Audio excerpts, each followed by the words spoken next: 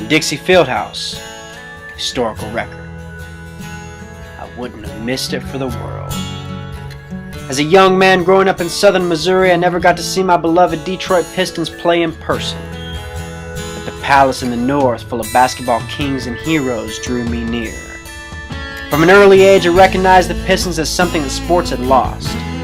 While my friends flocked to teams of Showtime superstars and anointed legends, I simply listened to my elders. And in 2004, Detroit was led by head coach and Basketball Hall of Famer Larry Brown. Play the right way, he'd say. A cliche to some, a creed to others. You see, this team was perfect. A coach with an ancient and steadfast philosophy building around the greatest defensive player of our era, Ben Wallace. Following in the footsteps of the Pistons from the past, this undersized center became a championship cornerstone and four-time Defensive Player of the Year. Because when he guarded the paint, with the body of a linebacker and the afro to boot, the NBA knew that the Motor City Madness had returned. I fell in love with this team almost instantly.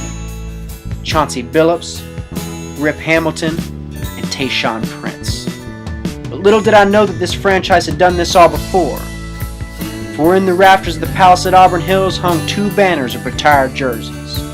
11 for the greatest pure point guard to ever lace them up, and 4 for the only player who could ever guard Michael Jordan.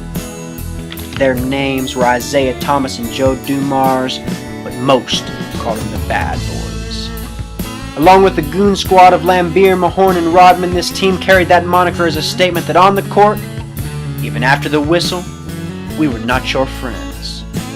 This collection of men of intensity won 2 championships in '89 and '90, and they did it mostly because of a strategy we called the Jordan Rules. Michael was the most electrifying talent the NBA ever had to deal with, but one team, my team, figured it out. When he got the ball, we doubled him. When he shot, we fouled. With this game plan, we ruled the East and set into motion a spirit we would carry until we face another electrifying guard a decade later. Which brings us back to 2004. After one of the most exciting playoffs in NBA history, the finals were set. Detroit Pistons versus LA Lakers.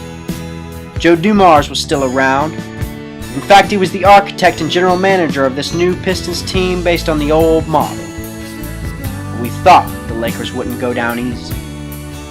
Prior to that season, they built the most anti-Piston team you could assemble.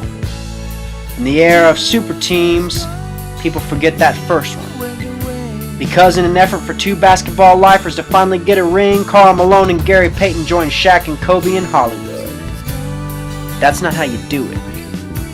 A team isn't just a fantasy roster of the highest scores and the most all-stars. A team is a single unit. They must move in unison. They must be of one mind. But unfortunately, what the Lakers built would become much too common. And yet, we stood in the face of that. Detroit won the championship in 5 games that season. The newly crowned Pistons would return to the finals the following year and lose to the Spurs in a heartbreaking 7 games, but they were anything but a flash in the pan.